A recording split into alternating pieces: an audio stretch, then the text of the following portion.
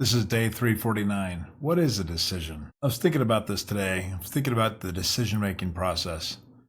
I asked myself, what is a decision? There are many ways to define the concept of making a decision. I have been in the computer science world most of my life, so I tend to think of decisions as a process.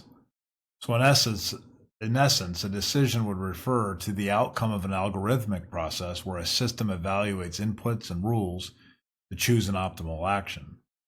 However, most people think of decision as a cognitive process that results in selecting a course of action from several possible alternatives. Decisions are therefore considered a product of reasoning and judgment.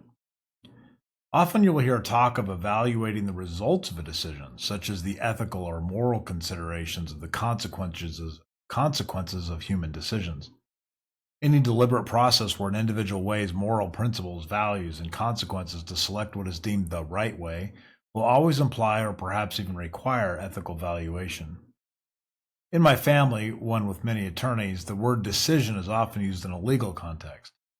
Your mom has made the decision, so quit your whining and just do what you were told. This is the legalistic view of the decision. A formal judgment or ruling made by a court, a judge, an arbitrator can be the final action that resolves a dispute or brings a case to finality. We often consider the best ways or methodologies to weigh a decision. There are countless frameworks for decision making, and often we will study them in school. We will learn to consider the process of weighing costs and benefits. We will learn to assess probabilities and ultimately act based on a set of preferences.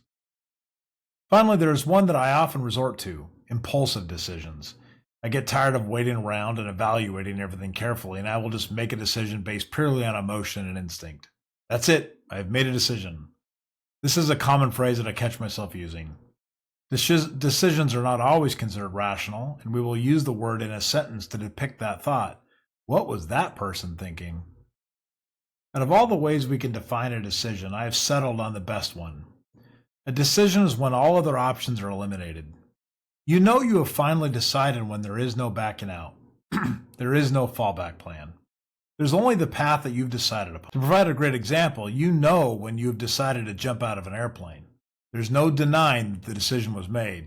You are now in a free fall, heading toward the earth at terminal velocity, and the only way you will survive is if your parachute works. That is a decision. Of course, not every decision feels as dramatic as jumping out of an airplane. Most of the time, decisions are made in much smaller, quieter moments, whether it's choosing what you want to have for dinner or which route to take on the way to work. But even these small moments, the essence is the same. You are eliminating other possibilities, consciously or unconsciously narrowing the field of choices until one remains. And just like that, life is a constant process of decision making. Some are grand and irreversible, while others feel trivial and fleeting. Yet each one shapes our trajectory, even if in small, seemingly inconsequential ways. What matters, I suppose, isn't the scale of the decision, but the realization that at some point, a choice has to be made.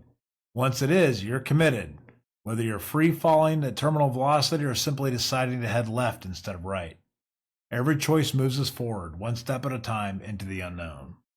And that, in the end, is the beauty of decisions. They don't just define what we do, they define who we are.